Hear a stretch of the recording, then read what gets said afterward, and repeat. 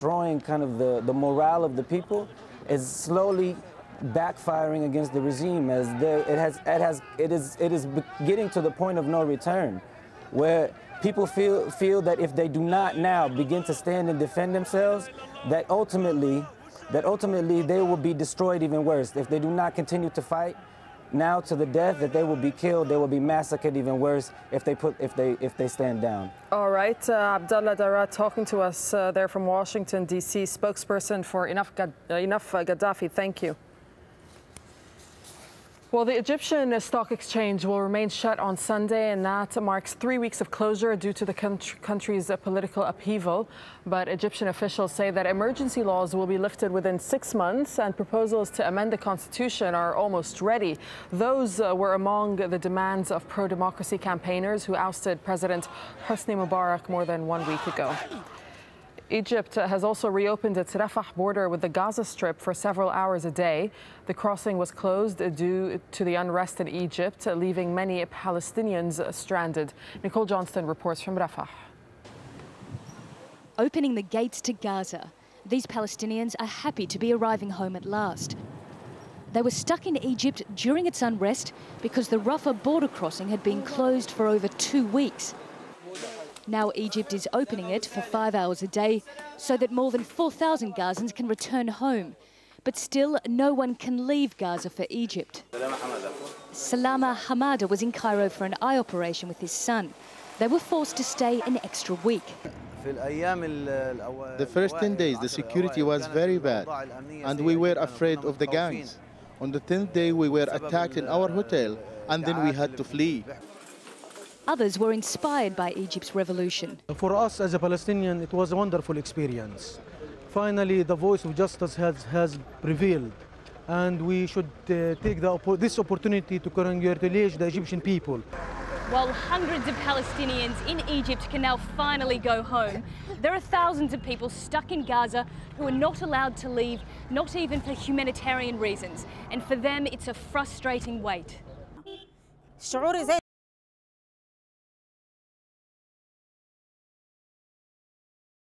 I want to go to my husband because he's sick, and I want to go to my family as well. Most Palestinians regard Egypt as part of the siege on Gaza. It only allows foreign passport holders, patients and students studying abroad to leave. Hamas wants this to change. We hope that everything will be open for people here to travel freely to Egypt.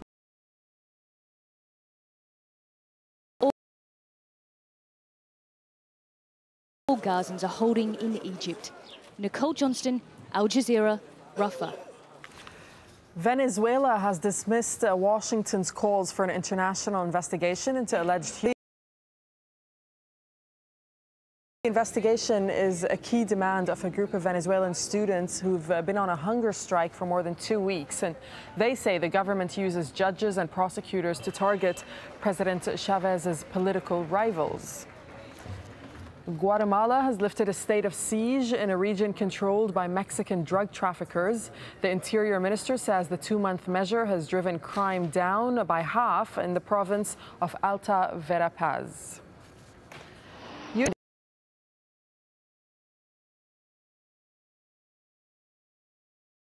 A 2-week-long transport strike. The government has agreed to cancel plans to cut the amount truck drivers are paid for hauling cargo.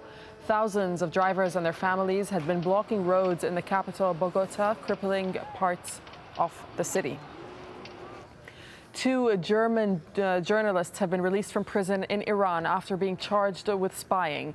Marcus Hellwig and Jens Koch were sentenced to 20 months in prison for interviewing the son and lawyer of a woman condemned to death by stoning. But Iran's Revolution Court dismissed the sentences, instead slapping each with a $50,000 fine. The world's biggest economies have reached a deal on how to track imbalances in the global economy. Well, China was initially reluctant, but it came on board in the end. From the G20 finance ministers meeting in Paris, here's Jackie Rowland. Putting on a show of unity. The smiles of the family photo can't paper over the divisions within the G20.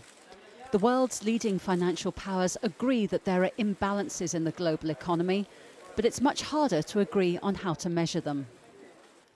The sticking point was China. It didn't want its massive foreign currency reserves to be used as an indicator, but G20 members were able to reach a compromise.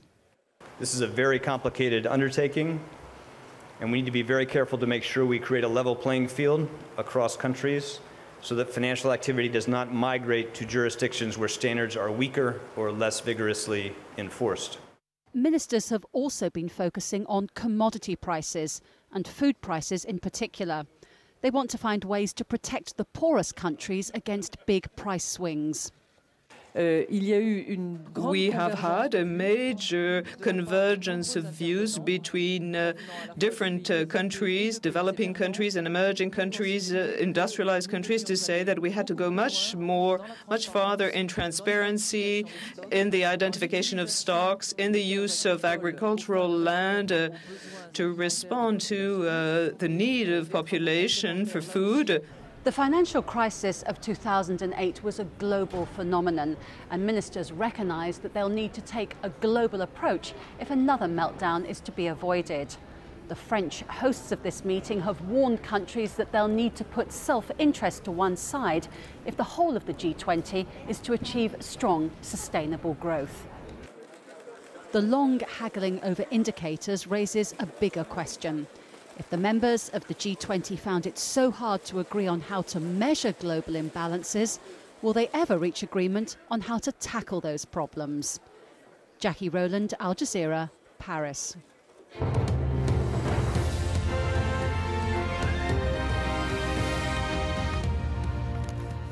1:30 GMT, this is Al Jazeera, and these are the headlines.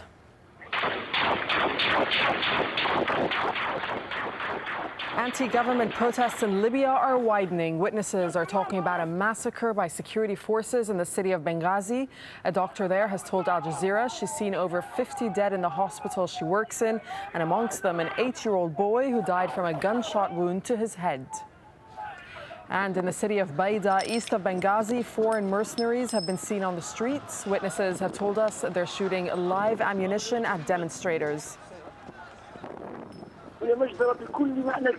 It is a massacre in the full sense of the word. All kinds of weapons are being used against the civilian population. They are firing at people indiscriminately, using civilian cars without license plates to roam the streets and shoot at the people. There are dozens, maybe even hundreds of people who have been killed today.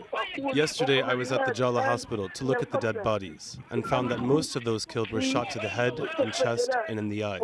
It feels like an open war zone between protesters and the security forces. And there are mercenaries wearing yellow construction helmets who are attacking people from inside their homes. Opposition groups in Bahrain are expected to set out their demands to the Crown Prince. Thousands of anti-government protesters have gathered once again at Pearl Roundabout. It's become the center of anti-regime protests and was the scene last week of 2 separate attacks by security forces. Riot police have clashed with anti-government protesters in Algeria's capital. Officers broke up a rally after thousands gathered in the center of the city. Police disrupted a similar rally last week, which was organized to call for better living conditions and greater freedoms. And police in Kuwait have fired tear gas at protesters described as stateless long-term residents. They're demanding citizenship, free education, healthcare, and jobs. Those are benefits that are available to all Kuwaiti nationals. Protesters sang the Kuwaiti anthem and chanted slogans such as "We are Kuwaiti."